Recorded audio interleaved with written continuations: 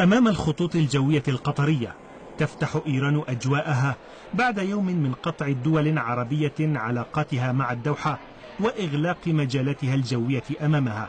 فالحصار الذي فرضته السعودية والإمارات والبحرين على قطر عزز من دور الحدود الجوية والبحرية الإيرانية مع قطر كمنفذ وحيد متبق.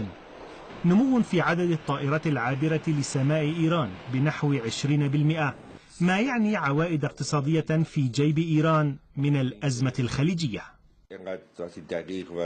سيؤدي فرض الحظر على قطر إلى عبور نحو 200 رحلة يوميا من البلد عبر الأجواء الإيرانية باتجاه العراق وتركيا وأوروبا وإفريقيا، وذلك قد يدر دخلا سنويا لإيران يتجاوز 80 مليون دولار.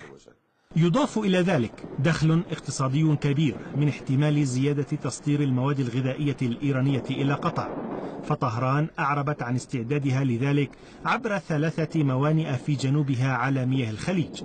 الخلاف الخليجي الذي انصب نارا على الدوحة يبدو أنه كان بردا وسلاما على طهران، فعدا عن المكاسب الاقتصادية يقول متابعون إن إيران بانتظار حصد مكاسب سياسية. الخلاف في البيت الخليجي سيخفف الضغط عن حلفاء طهران في سوريا والعراق واليمن، وعودة حركة حماس إلى الحضن الإيراني أمر وارد. مع الأسف العربية السعودية في السنوات الأخيرة كانت لها مواقف عجولة بامتياز، وكانت هناك إخفاقات كبيرة حصلت عليها السعودية بسبب هذه المواقف المسرعة والغير عقلانية. أعربت طهران عن قلقها من التطورات في الخليج ودعت الأطراف إلى الحوار، لكنها ترى في الأزمة بداية فرط عقد التحالف العربي، وذلك ما قالته الصحافة الإيرانية في اليوم التالي للأزمة.